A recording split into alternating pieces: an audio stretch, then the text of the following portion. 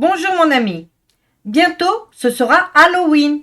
On commence à décorer les maisons petit à petit. Oui, c'est moi qui les ai fabriquées. Ça, c'est une chauve-souris. Ben quoi? Ça lui ressemble? Qu'est-ce qu'il y a, Mahou? Il rigole de nos chauves-souris, là, derrière l'écran. Raconte-leur l'histoire d'une chauve-souris. T'as raison. Voyons voir. Aujourd'hui, je te présente l'oreillard roux.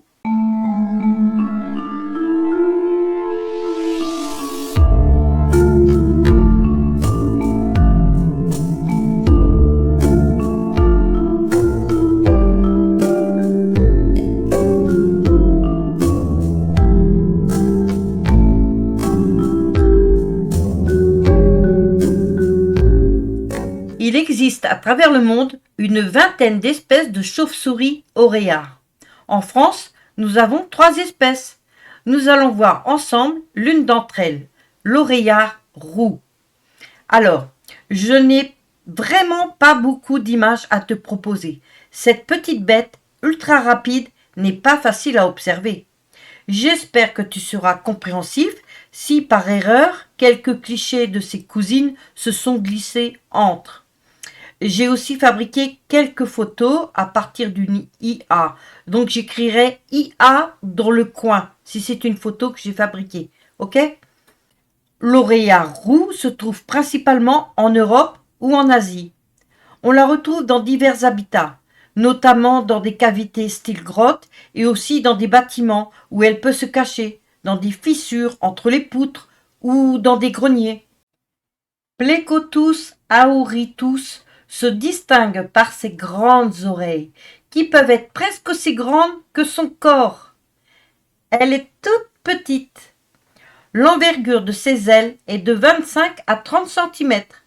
Son pelage est généralement de couleur brunâtre ou rousse, ce qui lui permet de se camoufler dans sa cachette la journée. Ses ailes sont adaptées au vol en milieu forestier. Ses pattes avant sont les bras de ses ailes. On devine à travers les membranes de ses ailes le squelette des bras, des doigts. Le pouce ressort en forme de griffe. On le voit bien quand même. Ce sont des bras. Son visage est arrondi avec 2 petits yeux ronds et noirs. Adorable. Son activité est principalement nocturne. L'oreillard roux vit en général en petits groupes. Elles communiquent entre elles par des vocalises, notamment des cris ultrasonores, tellement aigus que nous autres humains ne les entendons pas. Ces cris sont utilisés pour se diriger en vol et la localisation des proies. Elle peut également émettre des sons pour interagir avec les autres. En hiver, la chauve-souris oreillard se regroupe dans des cachettes, à l'abri des intempéries et hiberne. Elle dort souvent la tête en bas, et oui. Mais comment fait-elle pour ne pas tomber pendant son sommeil? Ça doit être fatigant, non? La réponse se trouve à l'intérieur de ses pattes arrière. Lorsque le poids de la chauve-souris la tire vers le bas, les tendons de ses pieds se rétractent, ce qui recourbe les griffes, sans utiliser ses muscles. Ces tendons couverts d'une surface rugueuse qui a comme des petits creux se bloquent dans une gaine, ce qui empêche le tendon de bouger. La chauve-souris peut ainsi se suspendre sans risque. Lorsqu'elle veut s'envoler, elle redresse légèrement ses pattes, ce qui fait desserrer les griffes. Ce mécanisme est très efficace. Elle vit, elle fait et s'occupe de ses bébés ainsi, tellement efficace que certaines chauves-souris restent suspendues, même mortes. L'oreillard est insectivore. Elle se nourrit principalement de petits insectes tels que les mouches, les papillons, les coléoptères et les moustiques. Son alimentation peut varier selon la disponibilité des proies dans son habitat. Comme beaucoup de chauves-souris, l'oreillard roux a des besoins énergétiques élevés, surtout pour tenir le coup pendant son hibernation ou lorsqu'elle a des petits. Comme elle est nocturne, elle chasse la nuit. Elle utilise l'écholocation pour localiser ses proies. Elle émet des cris ultrasonores qui rebondissent sur les objets et les proies. lui permettant de déterminer leur position, leur taille et leur distance. Cela est particulièrement efficace dans l'obscurité où la vue est limitée. Grâce à ses gigantesques oreilles, elle entend tout autour d'elle. Elle peut ainsi repérer un insecte même s'il ne vole pas. Il suffit qu'il bouge juste un peu pour que notre petite chauve-souris l'entende. Elle est connue pour son vol agile et manœuvrier, ce qui lui permet de capturer des insectes en vol ou de les attraper lorsqu'ils se posent sur des surfaces. Grâce à ses ailes relativement larges et flexibles, elle peut effectuer des virages serrés pour poursuivre ses proies. Elle chasse souvent près du sol, au-dessus d'un plan d'eau ou à travers la végétation où de nombreux insectes se trouvent. Ça lui permet d'économiser son énergie tout en maximisant ses chances de trouver de la nourriture. Elle peut également chasser en se posant sur des surfaces pour attendre que des insectes passent ou se posent à proximité. Elle peut alors s'élancer pour l'attraper. La saison des amours pour la chauve-souris Oreilla roux a lieu à l'automne, généralement en septembre et octobre, ou alors juste après la période d'hibernation au printemps. Le mâle fait des vocalises pour attirer l'attention des femelles. Si l'accouplement se passe en automne, la femelle gardera en elle la semence jusqu'au printemps. Elle sera alors enceinte durant 6 à 8 semaines. Après quoi, elle aura 1 ou 2 bébés, quoique des portées de triplés soient également possibles.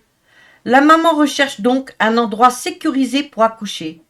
Les femelles se regroupent, formant ainsi une colonie de reproduction. Le bébé naît dans un état très dépendant. Il est nu, aveugle et incapable de voler. Dès la naissance, il s'accroche à sa mère, généralement sur son ventre, ce qui lui permet de le transporter pendant ses déplacements, notamment lorsqu'elle part chasser. Cependant, la mère ne le porte pas en permanence. Lorsqu'elle doit s'alimenter de façon plus efficace ou que le petit devient trop lourd, elle le laisse accroché à un support fixe, comme une branche, une paroi rocheuse ou une fissure dans un arbre ou un bâtiment, avant de revenir plus tard pour l'allaiter. Et oui, la chauve-souris est un mammifère. Le bébé grandit vite et commence à développer ses compétences de vol et de chasse quelques semaines après sa naissance. La maman continue de s'occuper de son petit, le protégeant et le nourrissant jusqu'à ce qu'il soit capable de se débrouiller seul. Le jeune sera sevré après 2 mois et se joint aux adultes pour chasser et explorer son environnement. Et le papa dans tout ça?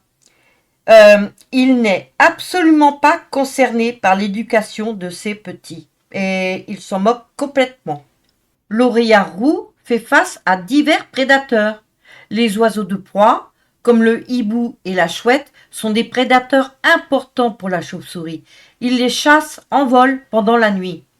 Certains mammifères, tels que la fouine, la belette et le renard, peuvent également l'attaquer. Le chat domestique également. Il se fait même un malin plaisir de les attraper en vol en bondissant. La destruction des habitats naturels, due à l'urbanisation, à l'agriculture intensive et à l'exploitation forestière, représente une menace significative. La réduction des sites de repos et de reproduction nuit à sa population. Les activités humaines, telles que le dérangement dans son lieu de repos ou d'hibernation, peut causer du stress et perturber le cycle de vie des chauves-souris. L'utilisation de pesticides réduit la disponibilité d'insectes dont elles se nourrissent et ont un effet toxique sur elles-mêmes. Réduire tout ça est essentiel pour assurer la survie de l'oreilla roux et d'autres espèces de chauves-souris et de nombreux oiseaux insectivores. Des efforts de sensibilisation et de recherche contribuent à mieux comprendre et protéger ces animaux. Mais je trouve qu'il n'est pas encore suffisamment étudié. Je voulais souligner un truc. Pour mes amis qui font de l'urbex dans des lieux abandonnés. J'adore regarder les vidéos urbex et de chasse aux fantômes. Mais chut, d'ailleurs j'adorerais en faire une. La chauve-souris est un animal nocturne qui est adapté à vivre dans l'obscurité. L'éclairage artificiel, comme des lampes de poche, perturbe son comportement naturel. Elle ne va pas mourir sur le champ, mais les lumières vives peuvent les désorienter. Ça lui provoque du stress, donc un effet néfaste sur sa santé. Donc, s'il te plaît, si tu vois une chauve-souris, ne l'éclaire pas. T'aimerais pas qu'on t'envoie un projecteur dans les yeux? Eh bien, elle non plus, elle n'aime pas. Merci pour elle. Et bisouilles à mes amis chasseurs de fantômes. Dans une étude, des chercheurs ont suivi une chauve-souris oreillard roux marquée qui a été retrouvée vivante après plus de 16 ans. Cette longévité est remarquable, surtout pour un animal aussi petit et avec autant de prédateurs. Ce qui est encore plus fascinant, c'est qu'elle a été retrouvée dans la même région où elle avait été initialement capturée. Les chercheurs ont ainsi pu étudier son comportement et sa reproduction au fil des ans. Cela montre que l'oreillard roux, bien que petite et méconnue, peut avoir une vie longue et pleine d'aventures. Ce qui ajoute à son mystère et à son charme en tant qu'espèce de la faune européenne. Je la trouve mignonne. Dommage que tant de monde en ait peur. Je te souhaite une bonne semaine, à vendredi pour Halloween, et n'oublie pas que même si l'animal te fait peur, la nature est précieuse.